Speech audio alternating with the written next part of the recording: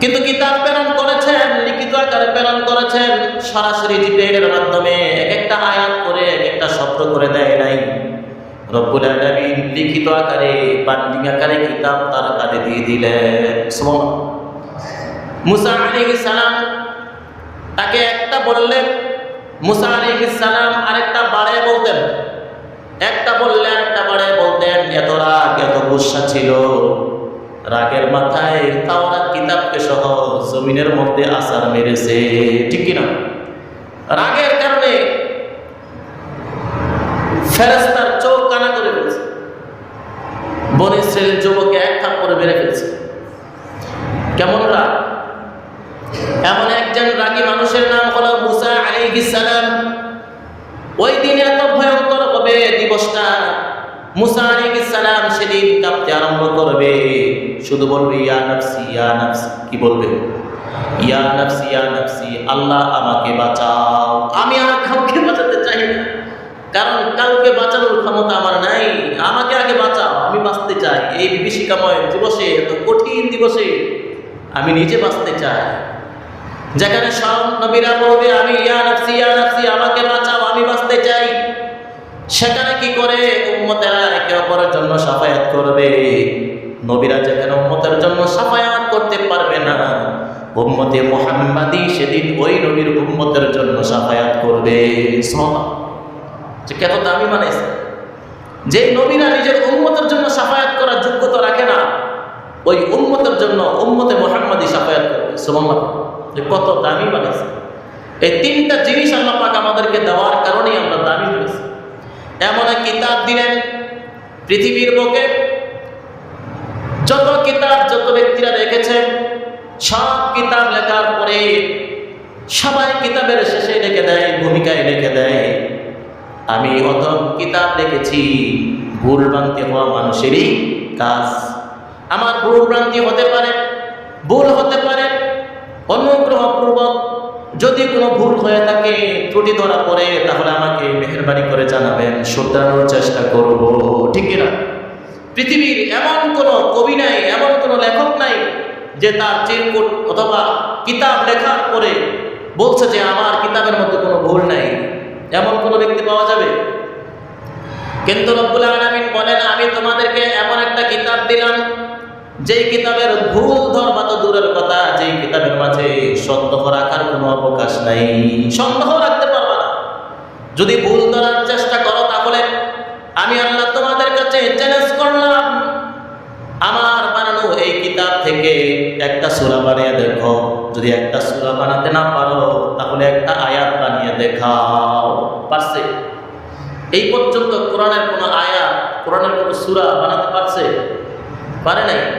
ইমরাউল কায়েসের মতো একজন কবি, যিনি কাবার গিলাফে একটা কবিতা লেখে, তিনি চ্যালেঞ্জ করতেন আমি যেই কিতাব, আমি যেই কবিতাটা লিখেছি, এই ছন্দের মোকাবেলায় কোনো বাবার সন্তান যদি থেকে থাকো তাহলে আমার এই চিরকুট, আমার এই কবিতার মোকাবেলায় একটা ছন্দ লিখে দেখাও, 100 উট তোমাকে উপহার দেব, 100 উট উপহার দেব যে আমার এই কবিতা মোকাবেলায় একটা ছন্দ বানিয়ে দেখো। যদি কারো বুকের পাটা থাকে তাহলে দেখাও কার এমন ক্ষমতা আছে। এখানে শক্তির ক্ষমতা না, এখানে যোগ্যতার ক্ষমতা বুঝেছে যে আমি যে ছন্দটা লিখেছি এই ছন্দের মোকাবেলায় এর চেয়ে উৎকৃষ্ট একটা ছন্দ কেউ বানায় আমাকে দেখাও। যদি পারো তাহলে আমি 100 উট তোমাকে উপহার দেব।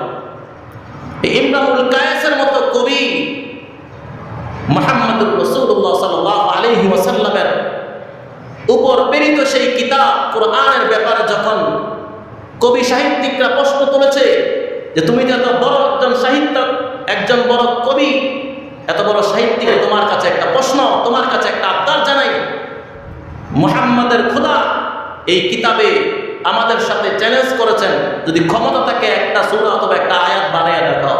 তুমি তো এত বড় একজন কবি, তুমি এই কোরআনের একটা আয়াতের মোকাবেলায় একটা ছন্দ তুমি লেখা প্রমাণ করে দাও যে আমরা এই কোরআনের বিপক্ষে কবিতা লিখতে পারি। ইমরাউল কায়েসের জবাবটা কি ছিল? ইমরাউল কায়েস বলে তোমরা এমন এক কিতাবের কথা বলছো যেই কিতাবে লেখার জন্য দুনিয়ার কোনো ব্যক্তি সেটা নাজিল করে নাই, যেটাকে বলার জন্য দুনিয়ার কোনো ব্যক্তি বলে নাই। আসমান থেকে আসা সেই লিখিত বাণীগুলো একজন ফেরেশতার মাধ্যমে প্রেরণ করা হয়েছে। আসমানি লেখার মোকাবেলায় আমি দুনিয়ার লেখক এই আসমানি লেখার মোকাবেলা করতে সক্ষম নই, তার মোকাবেলা করা আমার দ্বারা সম্ভব না। এই কিতাবের সংরক্ষণের দায়িত্ব আল্লাহ পাক নিজেই নেবেন। নবী আলাইহিস সালাম কোরআন যখন নাযিল হয় তার উপরে, নবী আলাইহিস সালাম কোরআনের এক একটা আয়াত পড়তে আরম্ভ করলেন। বিশ্বনবী ভয় পাইতে লাগলেন। আগেকার নবীদের উপরে কিতাব আসছে, বান্ডিং আকারে লিখিত আকারে এসেছে, আমার উপরে আল্লাহ পাক এমন একটা কিতাব নাযিল করতেছেন যেই কিতাবটার মেয়াদ হবে অনেক বেশি, যেই কিতাবটা কিয়ামত পর্যন্ত থাকবে, যেই কিতাবটা হবে নির্ভুল। এমন একটা নির্ভুল কিতাব আমার উপর নাযিল হচ্ছে, কোনো লিখিত হচ্ছে না। আমি যদি লেখে না রাখি, আমি যদি বারবার না পড়ি, তাহলে আমি আয়াত চলে ভুলে যাই, তাহলে আয়াতের মধ্যে ভুল হতে পারে আর আমার উম্মত এই আয়াত থেকে বঞ্চিত হতে পারে। তাই মুহাম্মদুর রাসূলুল্লাহ সাল্লাল্লাহু আলাইহি ওয়াসাল্লাম বারবার এক একটা আয়াত পড়তে আরম্ভ করেছে। কুল হুয়াল্লাহু আহাদ, আল্লাহুস সামাদ, কুল হুয়াল্লাহু আহাদ, আল্লাহুস সামাদ, বারবার পড়ে রব্বুল আলামিন বলেন, হাবিব আমার, আমি এমন একটা কিতাব দুনিয়ার জমিনে আপনার মাধ্যমে আপনার কাছে আমি প্রেরণ করছি, যে কিতাবটা শুধু আপনার জামানায় সীমাবদ্ধ হবে না, যে কিতাবটা আমি নাযিল করতেছি এই কিতাবটা কিয়ামত পর্যন্ত জমিনে বহাল থাকবে। একটা অক্ষর, একটা জবর জের পাল্টাবে না। আজও পর্যন্ত কোন কোরআনের কোন আয়াত অথবা কোন আয়াতের এক একটা জবর জের অক্ষর ভুল হয়েছে, পরিবর্তন করতে কেউ পারছে? যদি ছাপানোর মধ্যে কোনো ভুল হয়ে যায়, সাথে সাথে সংশোধন হয়ে যায়, ঠিক কিনা? ইংরেজরা যখন অডিট করে দেখলো যে এই ভারতবর্ষ থেকে কোরআনকে কি করে বিদায় করা যায়, তারা গবেষণা করতে আরম্ভ করছে। একজনের পরামর্শ দিয়েছে, একটা কাজ করো, ভারতবর্ষে যত কোরআনের কপি আছে সব কপিগুলো তোমরা আগুন দিয়ে জ্বালিয়ে দাও। নাউজুবিল্লাহ। আগুন দিয়ে জ্বালিয়ে দিলে এই কিতাব আর জমিনে থাকবে না এবং এই মুসলিমরা কোরআন থেকে বঞ্চিত হয়ে যাবে, তারা দিন থেকে সরে যাবে। বাইবেল যেমনিভাবে চেঞ্জ হয়ে গেছে, ইনজিল যেমনিভাবে চেঞ্জ হয়ে গেছে, এই সব এই কোরআনও সেভাবে চেঞ্জ হয়ে যাবে। যেমনিভাবে ওটা নকল, এটাও কি নকল। এরা ভেজাল ঢুকাতে চায়। আল্লাহ বলেন এই কোরআনের মধ্যে ভেজাল ঢুকানোর কোনো সুযোগ নাই। তাদের পরামর্শ অনুপাতে ভারতবর্ষে কোরআনের কপি জ্বালাতে আরম্ভ করেছে। যেদিন 100 জ্বালাইছে, পরের দিন 200 হয়ে গেছে। সুবহানাল্লাহ পড়েন। তারা দেখলো কোরআন জ্বালাইলে লাভ হবে না। আরেক গ্রুপ এসে বলতেছে, তোমরা কোরআন যদি জ্বালিয়ে দাও, এই কোরআন কখনো জমিন থেকে বিদায় করা যাবে না, কারণ এই কোরআনগুলো শুধুমাত্র কাগজে কিতাবে লিখিত নয়। এই কোরআনটাকে আল্লাহ পাক মানুষের সিনার ভিতরে ভিতরে ঢুকাইয়ে রাখছেন। সুবহানাল্লাহ। পুরো পৃথিবীতে 700 কোটির চাইতে বেশি হাফেজ আছে। সুবহানাল্লাহ। এই হাফেজদের সিনা থেকে কোরআন বিদায় করা যাবে। আজকে যদি পূর্ণ পৃথিবীর সকল কিতাবকে জ্বালিয়ে দেওয়া হয়, কোরআনের সব কপি যদি জ্বালিয়ে দেওয়া হয়, পরের দিন দেখবেন এর চাইতে ডাবল হয়ে গেছে। সুবহানাল্লাহ। একটা অক্ষরও ভুল হবে না, ঠিক কিনা বলুন?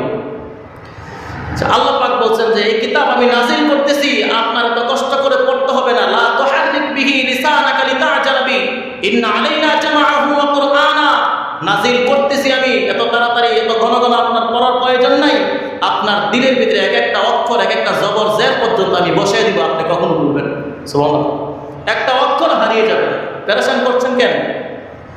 কারণ হলো ইন্না নাহনু নাযালনা যিকরা ওয়া ইন্না লাহু লাহাফিজুন। রব্বুল আলামিন বলেন, অন্যান্য কিতাবগুলো আমি জমিনে নাযিল করেছি, এগুলো সংরক্ষণের দায়িত্ব আমি আল্লাহ নেই নাই, কিন্তু এমন একটা কিতাব আমি বান্ডিং আকারে, কিতাব আকারে লৌহে মাহফুজ থেকে তোমার কাছে নাযিল করি নাই। এক একটা আয়াত করে আপনার সিনার ভিতরে আমি বসিয়ে দিচ্ছি। হাবিব আমার, আপনার সাহাবীদেরকে বলেন কাগজের মধ্যে লিখে নেওয়ার জন্য, কারণ এই কিতাব আমি শুধুমাত্র আপনার দিলের ভিতরে, আপনার সিনার ভিতরে থাকার জন্য আমি নাযিল করি নাই। আমি এই কিতাবটা আমার কিয়ামত পর্যন্ত যত বান্দা আমি পৃথিবীতে প্রেরণ করব, সকলের ঘরে ঘরে প্রত্যেকের জবানে জবানে কোরআন থাকার জন্য আমি নাযিল করেছি। প্রত্যেকের জবানে জবানে থাকবে। আচ্ছা, আমরা কোরআনের কোনো শব্দ অথবা অক্ষর পারি না এমন কেউ আছে? একজন হিন্দু মানুষও পারে। পৃথিবীতে এমন কোনো অমুসলিম নাই যে অমুসলিমের মুখের মধ্যে কোরআনের কোনো শব্দ মুখস্থ নাই। আছে? পৃথিবীর মধ্যে এমন কোনো মুসলিম নাই যার মুখে এখনো পর্যন্ত কালিমা পড়ে না অথবা সূরা ফাতিহা পড়ে না, বিসমিল্লাহ পড়ে না। আছে? আল্লাহ পাক এমন ভাবে ছড়িয়ে দিয়েছেন, যদিও সে অমুসলিম, তার জবানও বিসমিল্লাহ পড়ার ক্ষমতা দিয়ে দিয়েছে। তারাও বিসমিল্লাহ পড়তে পারে, তারাও সূরা ফাতিহা পড়তে পারে, তারাও কালিমা পড়তে পারে। ঠিক কিনা বলুন? কিন্তু কালিমা পড়ছে, কিন্তু এটা একই বিশ্বাসের সাথে পড়ে নাই, যার কারণে মুসলমান হতে পারে না। কালিমা পড়লে এটা জবান থেকে যেভাবে উচ্চারণ করছে, দিল থেকে সেভাবে এই কালিমার উপর বিশ্বাস তার রাখতে হবে, তাহলে সে মুসলমান হয়ে যাবে। দুইটার সমন্বয়ে সে মুসলিম হবে। যে কোনো একটা থাকলে চলবে না, দুটোটাই থাকবে। এজন্য আল্লাহ পাক বলেন, আমি এটা নাজিল করেছি, হিফাজত আমিই করবো, আপনার পেরেশানি করার কোনো প্রয়োজন নাই। হাবিব আমার আপনার সাহাবীদেরকে বলেন এই কিতাব যেন তারা কাগজের মধ্যে রেখে রাখে। সাহাবায়ে কেরাম কাগজের মধ্যে রাখতে আরম্ভ করছেন, কাঠের মধ্যে রাখতে আরম্ভ করছেন, পাথরের মধ্যে রাখতে আরম্ভ করছেন, গাছের পাতায় লিখতে আরম্ভ করছেন। এভাবে লিখতে লিখতে বিশাল সমুদ্র তৈরি করে ফেলছে। সাহাবায়ে কেরাম নবী আলাইহিস সালামের ইন্তেকালের পরে ওসমান রাদিয়াল্লাহু তাআলা আনহুর জামানায় এসে এটাকে কিতাব আকারে বান্ডিং আকারে একত্রিত করেছেন। সুবহানাল্লাহ। যার কারণে আমরা এখন সব আয়াত, সব সূরা একসাথে একটা কিতাবের মধ্যে পাচ্ছি। এটা আমাদের জন্য বড় একটা রহমত। ঠিক কিনা বলুন? আল্লাহ পাক সাহাবায়ে কেরাম আজমাইনের রূহানি ফাজাইল আমাদেরকে দান করুন, বলুন আমিন। এই যে একত্রিত হয়েছে, এখনো পর্যন্ত এই কোরআনের একটা জবর জের পর্যন্ত কেউ পাল্টাতে পারে না। আল্লাহ বলেন পারবো না, কিয়ামত পর্যন্ত এটার মেয়াদ আমি দিয়ে দিয়েছি। সুবহানাল্লাহ। এমন কিতাব থেকে আমরা তার বাণীগুলো আমরা শুনবো। আল্লাহ আমাদেরকে তৌফিক দান করে, বলুন আমিন। আল্লাহ বলতেছেন, ওয়ামা উমিরু ইল্লা লিয়াবুদুল্লাহা মুখলিসিনা লাহুদ্দীন। আমি নির্দেশ করছি শুধুমাত্র এমন এক সত্তার ইবাদতের জন্য, যেই সত্তা একনিষ্ঠ ধর্ম তোমাদেরকে দিয়েছেন। একনিষ্ঠ ধর্মের দিকে থেকে তোমরা আল্লাহ পাকের ইবাদতের নির্দেশ করছেন। আল্লাহ বলেন যে আমার ইবাদত করো, কারণ আমি তোমাদেরকে ডাকছি শুধুমাত্র এমন একটা ধর্মের দিকে যেটা দুনিয়ার জমিনে মেয়াদ উত্তীর্ণ হয়ে যাওয়া কোনো ধর্মের দিকে নয়। মুখলিসিনা লাহুদ্দীন, একনিষ্ঠ মেয়াদওয়ালা ধর্মের দিকে আমি তোমাদের নিয়ে যাচ্ছি। সুবহানাল্লাহ। তো আল্লাহ পাক আমাদেরকে ডাকতেছেন তার ইবাদতের জন্য। ইবাদত কোন দিক থেকে করবে? কারণ মেয়াদযুক্ত যে কিতাব দিয়েছেন ওই কিতাব থেকে আমাদেরকে ইবাদত করতে হবে। এর বাহিরে গিয়ে ইবাদত করলে ইবাদত হবে না। রব্বুল আলামিন বলেন ইবাদত করবা, ইবাদত করার পরে তোমাদের বিচার হবে। হাসরের ময়দানে তোমাদেরকে একত্রিত হতে হবে। আমি তোমাদের আমলনামা ওজন করব। তোমাদের দুই কাঁধের মধ্যে আমি দুইজন ফেরেশতা বসিয়ে দিয়েছি। তোমরা ইবাদত করবা।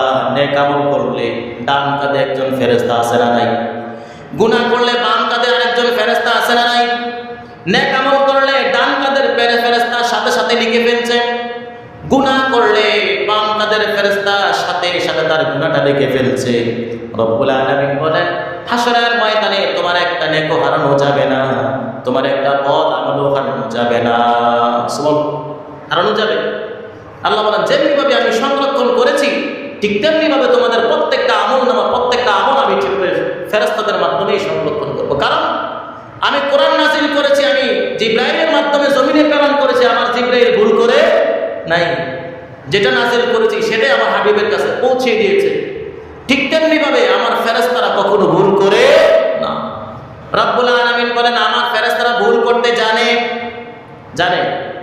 আমার ফেরেশতারা ভুল করতে জানে না।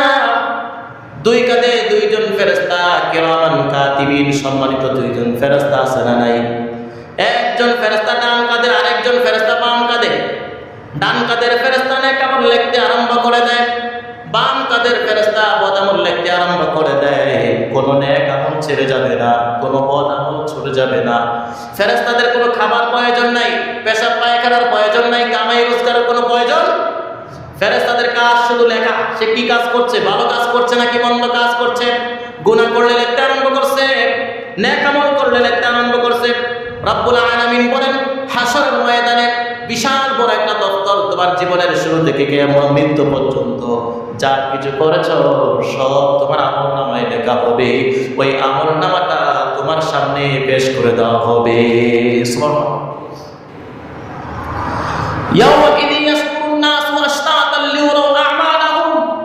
রব্বুল আলামিন বলেন এই আমলনামাটা দেখার জন্য যেমনি ভাবে রিলিফের মাল যখন দেওয়া হয়, ত্রাণ যখন দেওয়া হয়, যেমনি ভাবে এক একজনের পেছনে পেছনে সিরিয়াল ধরে, লাইন ধরে, কাতার ধরে আছে না নাই, এই মালগুলো নেওয়ার জন্য, খাবার সংরক্ষণ করার জন্য যেমনি ভাবে একত্রিত হয়, হাশরের ময়দানে প্রত্যেকটা মানুষ আমলনামা নেওয়ার জন্য আমি আল্লাহর দরবারে এসে হাজির হয়ে যাবে। সুবহানাল্লাহ। রব্বুল আলামিন বলেন তোমরা তোমাদের আমলনামা দেখার জন্য লিউরাউ আ'মালাকুম, তোমরা তোমাদের আমলনামা দেখার জন্য আমার কাছে এসে হাজির হবা। আমি কোন আমলনামায় কোনো ভুল দেখতে পারবা না। আমি যে আমলনামার ফেরেশতাদের মাধ্যমে লিখেছি এই আমলনামার মধ্যে কোনো ভুল থাকবে না। আমার ফেরেশতারা ভুল করে না। সব আমলনামা তোমরা সঠিকভাবে বুঝে পাইবা। যখন তাদের আমলনামা তাদের সামনে দেওয়া হবে, বান্দা যখন আমলনামা পেয়ে যাবে, রব্বুল আলামিন বলবেন ইকরা কিতাবাক, ও আমার বান্দারা আমলনামা পেয়ে গেছো, দেখো আমার ফেরেশতারা দেখার ক্ষেত্রে কোনো ভুল করেছে কিনা, তুমি তোমার আমলনামা তুমি দেখতে থাকো। বান্দা পড়তে আরম্ভ করবে, রব্বুল আলামিন বলবেন কাফা বিনাফসিকাল ইয়াওমা আলাইকা হাসিবা, আজকে তোমার আমলনামা তুমি দেখে তুমি বিবেচনা করতে পারবে, নির্ধারণ করতে পারবে বান্দা তুমি আমার জান্নাতি নাকি জাহান্নামী। ঠিক না? তুমি বুঝতে পারবে তোমার আমলনামা দেখে তুমি জান্নাতি নাকি জাহান্নামী। অনেকে চিন্তা করবেন হায় আমি মৃত্যুর পর, জন্মের পর থেকে এই পর্যন্ত কত কিছুই তো করেছি, কিছুই তো মনে নাই, সেখানে গিয়ে কিভাবে আমি নির্ধারণ করবো যে আমি এগুলা করেছি, আমি জান্নাতি না জাহান্নামী? রব্বুল আলামিন হাশরের ময়দানে দুনিয়ার বুকে সবচাইতে মূর্খ ব্যক্তিটাকে হাশরের ময়দানে এত শিক্ষিত করে দাঁড় করাবেন যে দুনিয়ার বুকে সবচাইতে বড় শিক্ষক যে আখিরাতে সবচাইতে মূর্খ ব্যক্তির সমান হতে পারবে।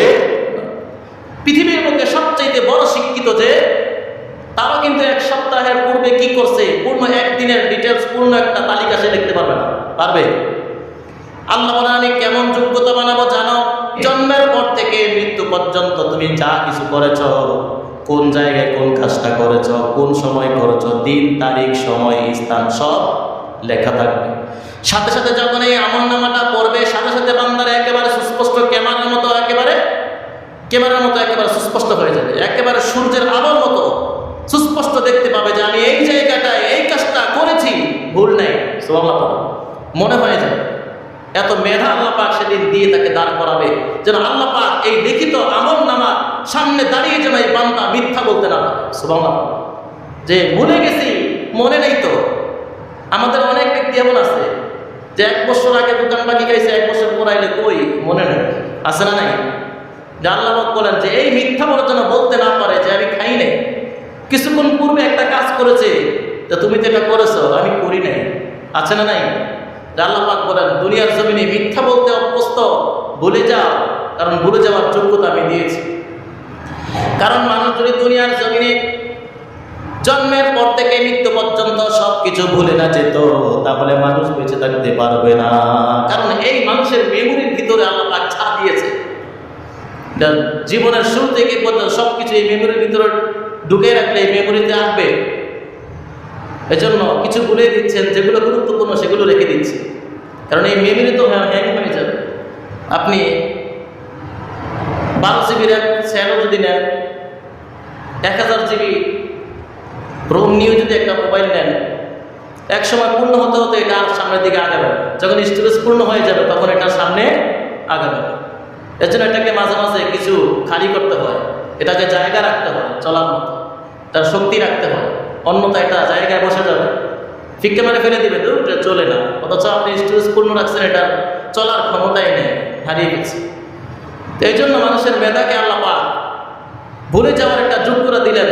কারণ আমার মোবাইল তো আমি যখন যেটা ইচ্ছা সেটা কেটে ডিলিট করে মুছে ফেলতে পারি, কিন্তু আপনার মাথার ভেতর থেকে আপনি কিভাবে ডিলিট করবেন? পারবেন?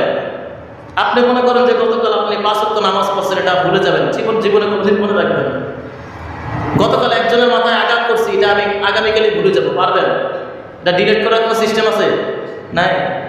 আল্লাহ বলেন আমি এটা অটোমেটিকলি, যেটা প্রয়োজন নাই এটা ভুলে যাওয়ার জন্য আমি নিজেই মুছে দিব। সুবহানাল্লাহ। এই জন্য ব্রেইনের জন্য জায়গা হয়, মেমোরিতে জায়গা হতে হবে, তো না হয়তো হ্যাং হয়ে মারা যায়। এই জন্য আল্লাহ পাক ভুলে যাওয়ার ক্ষমতা রাখছেন। কিন্তু আল্লাহ পাক এই পূর্ণ মেধাটাকে হাসরের ময়দানে তার দেওয়া হবে। জন্মের পর থেকে মৃত্যু পর্যন্ত যা করেছে সব কিছু সুস্পষ্ট দেখতে পাবে এবং স্বীকার করবে সব করেছি। আবার কিছু ব্যক্তি নাফরমান এমন আছে, দুনিয়ার পক্ষে শুধু মিথ্যা বলতো, মিথ্যা বলাই তার কাজ ছিল। কোন একটা মামলায়, কোন একটা বিচারে মিথ্যা বলে সে পার পেয়ে গেছে। এবার চিন্তা করবে, দুনিয়ার পক্ষে তো এমন একটা বিচারের জায়গায় আমি মাপ পেয়ে গেছি মিথ্যা বলে, আজ আল্লাহর সামনে যদি মাপ পেয়ে যাই, দ্বিতীয় আর কোনো বিচার নাই, আজকে একটা মিথ্যা বলে দেখি আল্লাহর কাছ থেকে পার পাওয়া যায় কিনা। সাহস করবে, সাহস করে মিথ্যা বলে সাথে সাথে আল্লাহ পাক তার জবানটাকে সুপারগুলোতে বন্ধ করে দেবে। এই সুপারগুলো পাওয়া যাবে নাকি? অটোমেটিকলি আল্লাহ পাকের নির্দেশে তার জবানটা বন্ধ হয়ে যাবে। এবার তার হাত সাক্ষী দিতে আরম্ভ করবে, পা সাক্ষী দিতে আরম্ভ করবে, চক্ষু সাক্ষী দিতে আরম্ভ করবে, কর্ণ সাক্ষী দিতে আরম্ভ করবে, চামড়া সাক্ষ্য দিতে আরম্ভ করবে, পূর্ণ দেহটা যখন বলতে আরম্ভ করবে এইসব করেছে, এটা করেছে, এটা করেছে। এবার সে বলবে, এ দেহরে তোর জন্যই তো আমি সব কিছু করেছি। দুনিয়ার জমিনে হালাল হারাম কোনটাই আমি নির্বাচন করে নাই, তমিজ করি নাই, যা পেয়েছি কুকুরের মতো সব খেয়েছি। আজকে আমার বিপক্ষে সব সাক্ষ্য দিচ্ছস, কেমন হোক? জবানটা বন্ধ করে দেব। কিছু মানুষের স্বভাব এমন, হারাম নাই হালাল নাই, যা পায় তা খায়, আছে না নাই? এটা কুকুরের স্বভাব, রাস্তায় যেটা পায় সেটা একবার মুখ দিয়ে দেখে এটা ভালো লাগে, আছে না নাই? পয়জনেরটা যদি মানুষের পায়খানাও হয় সেটার মতো মুখ দেয়, আছে না নাই? অনেক সময় কোথায় খেয়েও ফেলে। তো মানুষের স্বভাব এমন, অভাবে পড়ে গেছে, এটা হালাল না হারাম, এটা না পাক না পাক, দেখার সময় নাই, সামনে পাইছে কি করছে, আছে না নাই? এই স্বভাব আমাদেরকে ছাড়তে হবে, ঠিক কিনা বলুন? যারা জান্নাতি হবে আল্লাহ পাক তাদের সামনে থেকে ডান হাতে আমলনামা দিয়ে দিবে। আর যাদের ডান হাতে আমলনামা এসে যাবে, এর চাইতে সৌভাগ্যবান আর কেউ হতে পারে? কারণ যার ডান হাতে আমলনামা আসবে সে বিনা হিসাব কি জান্নাতি, কারণ তাকে জান্নাতের সিল দিয়ে তাকে আমলনামা পৌঁছে দেওয়া হয়েছে ডান হাতে। আর যারা নাফরমান হবে, গুনাহগার হবে,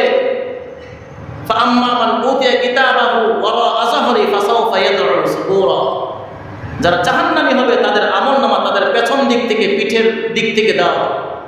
দেখে সে বুঝতে পারবে আমি জাহান্নামী হয়ে গেছি। এবার সে নিজের ধ্বংসটাকে কামনা করবে, আমি ধ্বংস হয়ে যাব, আমি ধ্বংস হই না কেন, আমি এখন তো শেষ হয়ে যাবো, জাহান্নামে পুরার চাইতে এখন ধ্বংস হয়ে গেলে শেষ, কামনা করতে থাকে।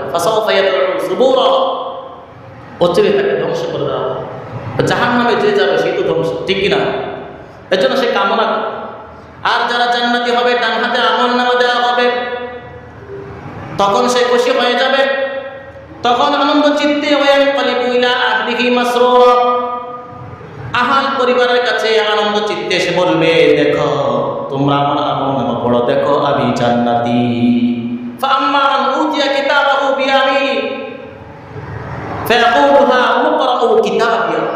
আমার আমলনামাটা পড়ো, দেখো আমার রেজাল্ট কত সুন্দর। যখন কেউ পরীক্ষায় পাস করে তখন রেজাল্টটা গোল্ডেন এ প্লাস পাইছে। গোল্ডেন এ প্লাস এটাকে সবার কাছে প্রকাশ করার জন্য এটা কিন্তু আত্মীয় স্বজনের কাছে ফোন দিয়ে জানায়। আর যখন ফেল করে তখন কিন্তু কোন দিকে পরীক্ষা গেছে, কোন দিকে রেজাল্ট দিছে এটার খবর নাই। কারণ সে তার আনন্দ চিত্তে মিষ্টি কিনে সবাইকে মিষ্টি মুখ করায়, আত্মীয় স্বজনের কাছে ফোন দেয় যে আমি তো গোল্ডেন এ প্লাস পেয়েছি, ঠিক কিনা বলুন? নাই, এটা হয় না আমাদের মাঝে? ঠিক এইভাবে জান্নাতি ব্যক্তি আমল হবে, যখন ডান হাতে আমলনামা পেয়ে যাবে তখন ওয়ায়ানকালিবু ইলা আহলিহি মাসরুরা, আনন্দ চিত্তে পরিবারের কাছে আসবে। দেখো, এজন্য রব্বুল আলামিন বলেন হাসরের ময়দানে আমি তাদের সামনে আমলনামা দেব, আমলনামা দেওয়ার পরে জান্নাতীরা খুশি হয়ে যাবে, পরিবার বর্গের কাছে এসে বলবে, দেখো আমার আমলনামা সুন্দর, আমি জান্নাতি। এজন্য বলতেছেন না, আমি আগের থেকে জানতাম যে আমি হিসাবের সম্মুখীন, যে আমার হিসাব হবে। তার যখন আমলনামা দেওয়া হবে আল্লাহ পাক তাদের হিসাবের কাট করায়, দাঁড় করে হিসাবটাকে সহজ করে দিবেন। এই জন্য বিশ্বনবী বলেন যে তুমি দোয়া করো, আল্লাহুম্মা হাসিবিনি হিসাবি ইয়াসিরা, যে আল্লাহ হাসরের ময়দানে আমার হিসাবটাকে সহজ করে দেন। সুবহানাল্লাহ। হিসাব যদি হাসরের ময়দানে সহজ না হয়, বিশ্বনবী বলেন যদি হিসাব করে না হয়, ইদা উকিশা উযিবা, সে ধ্বংস হয়ে যায়, তার বাঁচার আর কোনো সুযোগ নাই। এই জন্য যারা জান্নাতি হবে তাদের আমলনামা ডান হাতে এসে পড়বে, আসার পরেই বুঝতে পারবে আমি জান্নাতি, বা তার চেহারার মধ্যে হাসি ফুটে আসবে, আনন্দ চলে আসবে। আমরা কি এমন ব্যক্তি হতে চাই না? কারা কারা চাই? সবাই চান? আল্লাহ আমাদের সবাইকে জান্নাতি হিসেবে কবুল করো, বলুন আমিন। ইন্নী জানান্তু আন্নী মুলাকিন হিসাবিয়া, আমি জানতাম আমার বিচার হবে, বিচারের সম্মুখীন হব। তাই দুনিয়ার বুকে আমি কোনোদিন হারাম খাই নাই, দুনিয়ার বুকে আমি কারো উপর জুলুম করি নাই, দুনিয়ার বুকে মা বাবার সেবা করেছি, যে মা বাবার সাথে অন্যায় আচরণ করি নাই। আমি মা বোনদের জন্য সুন্দর আচরণ করেছি, পিতামাতার সাথে সুন্দর আচরণ করেছি, ভাই বোনদের হক বুঝিয়ে দিয়েছি। ভাইদের সাথে বাবার ইন্তেকালের পরে, মায়ের ইন্তেকালের পরে আমি আমার বাবার রেখে যাওয়া সম্পত্তিগুলো ভাই বোনের মাঝে সমানভাবে ভাগ করে দিয়েছি।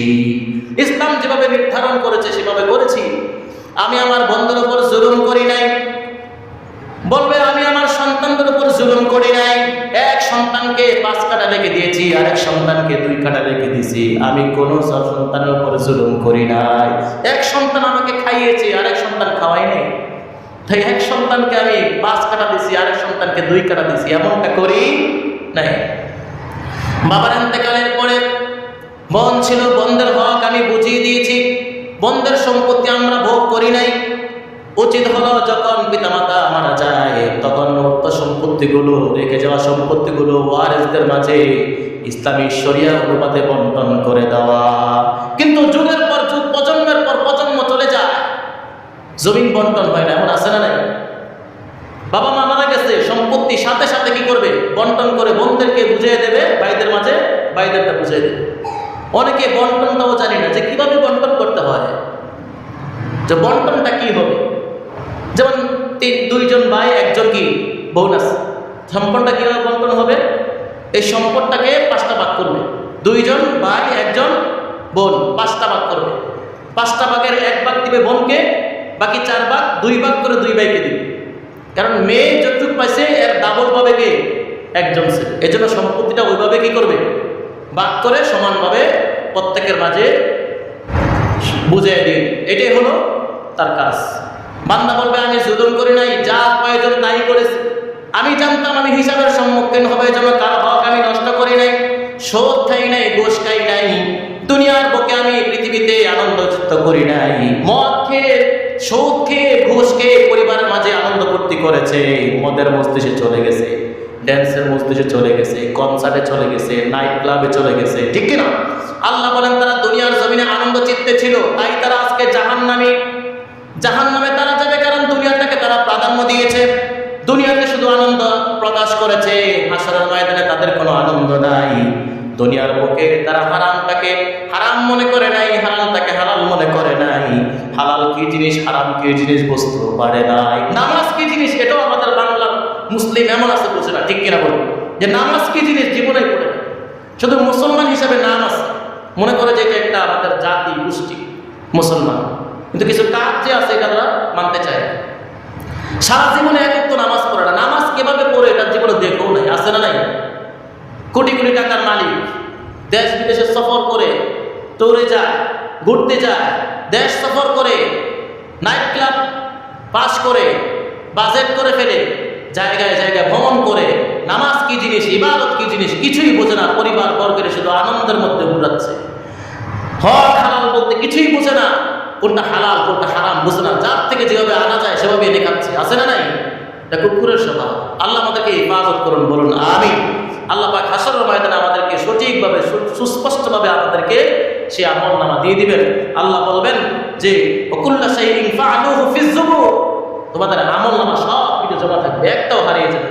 ওয়াকুল্লু সগীর ওয়া কাবীর মুস্তাতা, সেখানে ছোট বড় কোনোটাই ছাড় দেওয়া হবে না, সব ছোট বড় সবগুলোই লেখা থাকবে। ফামান ইয়ামাল মিসকালা যাররাতিন খায়রান ইয়ারা ওয়া মান ইয়ামাল মিসকালা যাররাতিন শাররান ইয়ারা, শুধু ছোট বড় না, যারা পরিমাণ যদি হয় সেটাও লেখা হবে। সুবহানাল্লাহ, কোন কিছুই হারানো যাবে। ইনসাফদার কাকে বলা হয়? আল্লাহ বলেন যারা পরিমাণ ছেড়ে দেব। তোমাদের কাছে কোনোটা জিনিস নির্ধারণ করলে ছোটটা রাখো, বড়টা রাখো, ছোটটা ফেলে দাও। আবার সবচেয়ে ছোট যেটা এটাকে কেয়ারই করো না, ফেলে দাও। আল্লাহ বলেন আমি কোনোটাই ফেলবো না। তোমাদের কাছে এটা ছোট, কিন্তু আমার কাছে ছোটটাও অনেক মূল্যবান, ঠিক কিনা? সব কিছু একসাথে করে আল্লাহ পাক বলবেন যে আমি একজন ইনসাফদার কাকে বলা হয়? যেখানে যারা পরিমাণও হিসাব হবে, কোনোটাই ছেড়ে দাও। আমার উপর তহমত লাগাইবা সুযোগ নাই। এজন্য আমরা আমাদের জীবনটাকে জান্নাতের পথে পরিচালনা করব। যেভাবে প্রয়োজন, যেভাবে আল্লাহ বলেছেন সেভাবে আমরা আমাদের জীবনটাকে পরিচালনা করব ইনশাআল্লাহ।